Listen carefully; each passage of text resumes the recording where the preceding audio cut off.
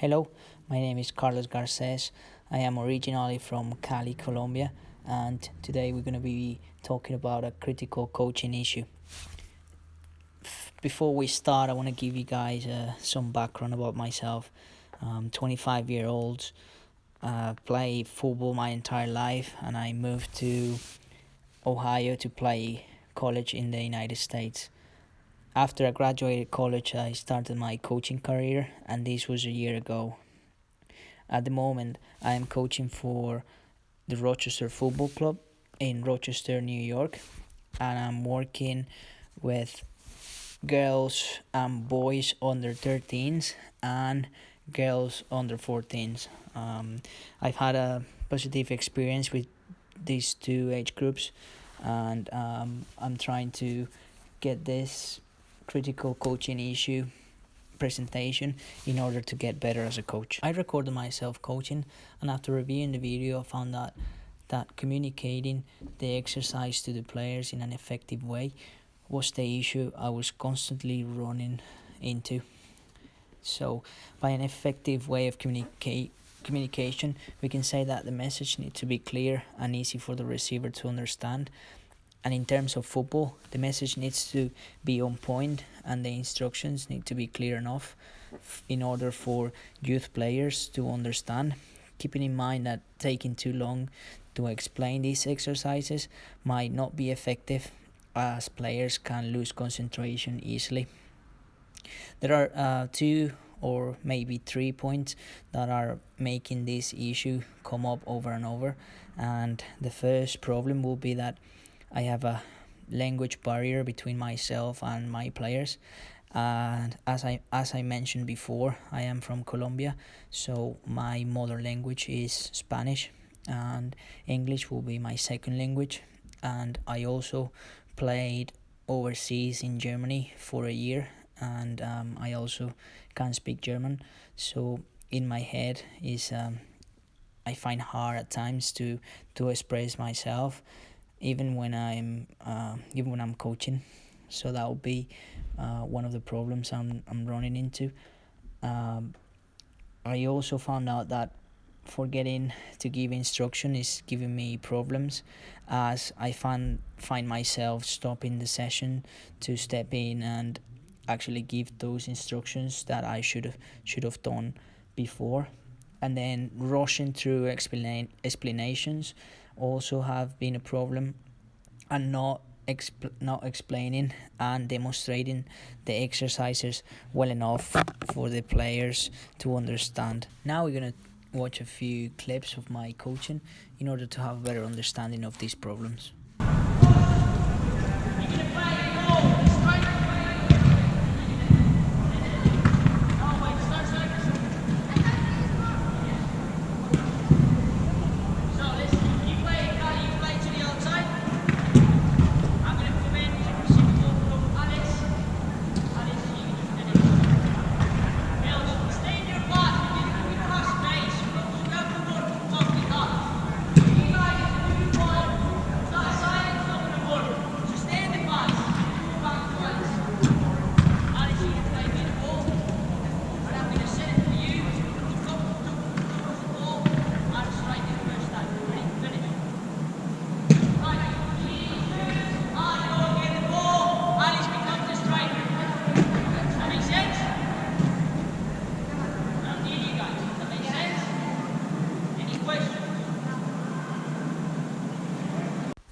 As you could see here, I was explaining the exercise at the same time that I was demonstrating it.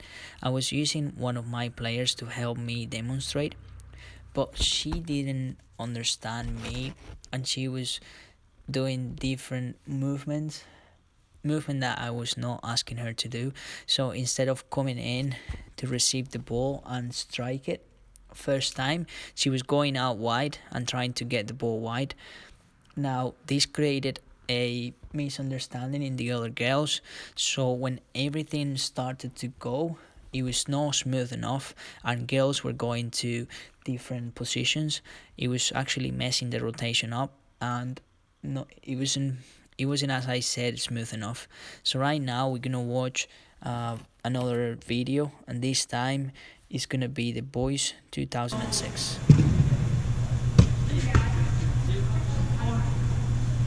Right. Any questions? No? Again, the placing is nice and simple. We're just going to try and get the ball wide in order to cross it. Focus on the delivery on the outside. Alright? Ready? Let's go. Right. Good. Get it wide. Look forward. Cross it. Finish. Good. Get away from the goalkeeper. Next one. Go. As you could see, the purpose of the exercise was to get the ball out wide and deliver the ball into the area for our winger, striker, two attacking midfielders and a defensive midfielder to run into the box and attack that ball coming in.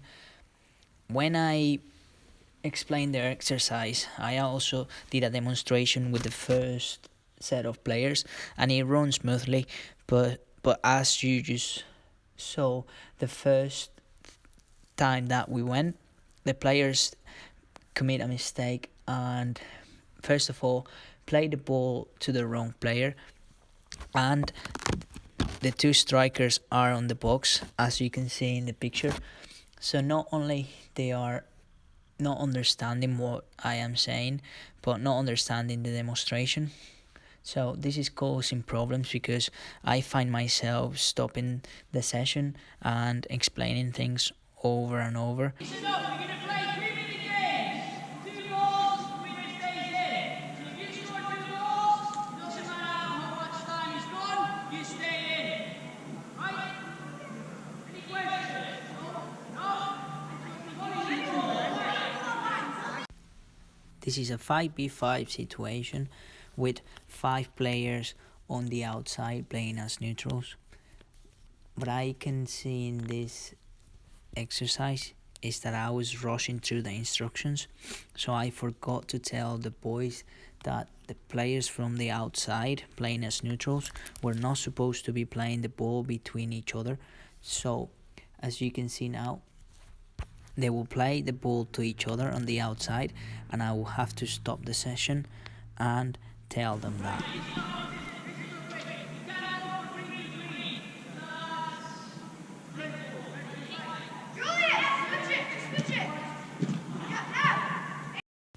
In the previous clips, we were focusing on the problems that were causing the issue about communicating the exercises to the players in an effective way.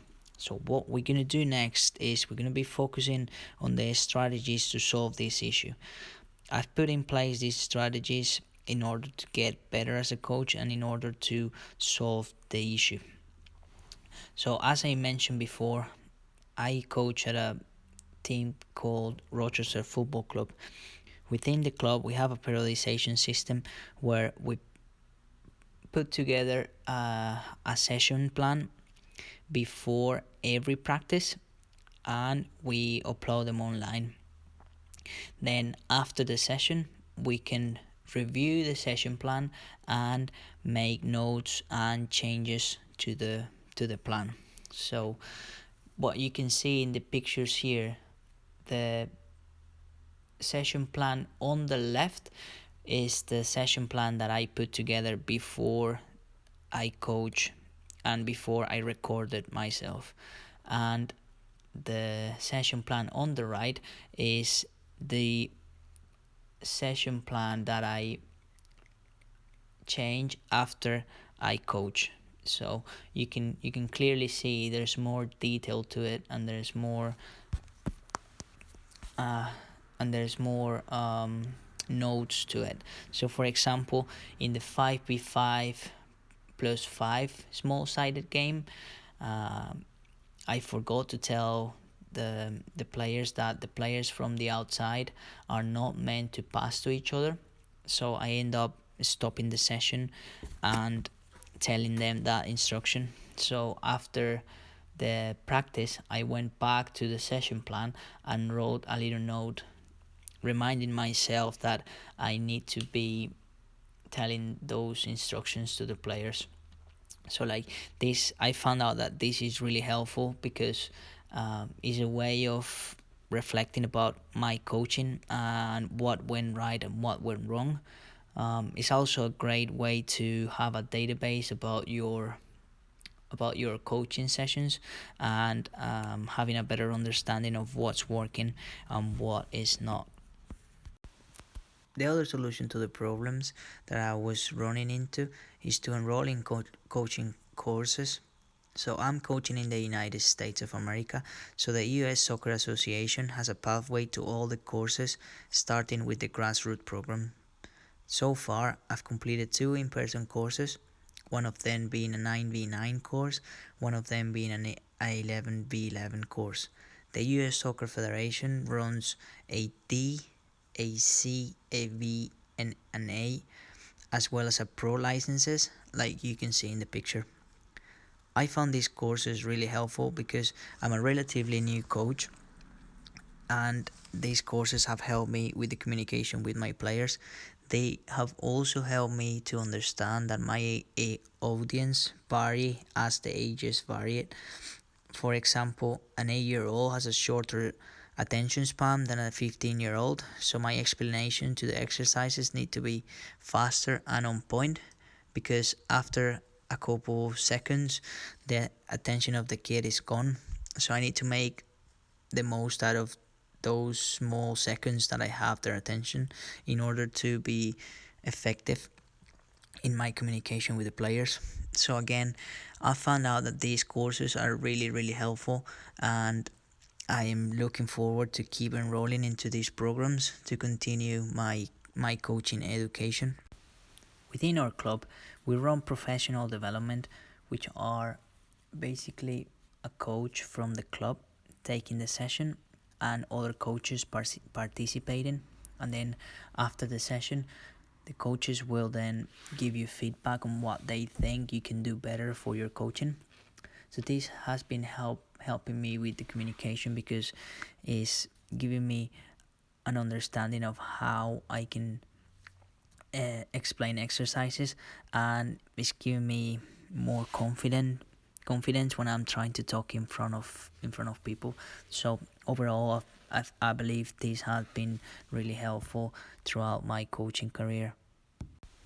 The last point that I find really helpful for my coaching issue was the fact that I stayed and watched other people coach. So I'm fortunate enough to have UEFA Pro coaches and UEFA A license coaches within my club. So basically after my session, I'll just stay back and watch them coach. Every detail, I looked at how they were talking to the players, how they were explaining their exercises, how were demonstrating the exercises, and I took all of the information in and actually try and apply it in my coaching. After I went back and review all the videos of my coaching sessions, I found out there are more issues that are appearing in my sessions. So for example, one of the issues will be the tone of my voice. I will lose the same tone of my voice throughout the session, and I believe this has to change, because then the players will get used to the tone and no change whatsoever will be made.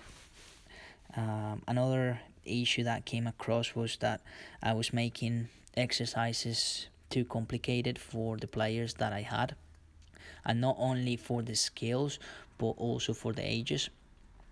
So again, the strategies that I will use are the same that I use with this coaching basically. So I wanna enroll in coaching courses to make sure that I keep my coaching career and coaching development going. I would like to keep staying back and watching other people coach, and make sure I can get the best out of their coaching. I will as well make sure that I keep updating my training sessions, making notes on how good the session was, if it was good enough for the age group, if it was good enough for the skill of players that I have. So basically that will be the plan going forwards, trying to keep these things going, trying to keep doing the sessions, trying to keep getting involved in coaching courses, and of course recording myself and watching back, because if there's something that I learned about this presentation, is the fact that going back and actually watching at your self coach is really really helpful for your coaching career. So again, thank you very much for listening,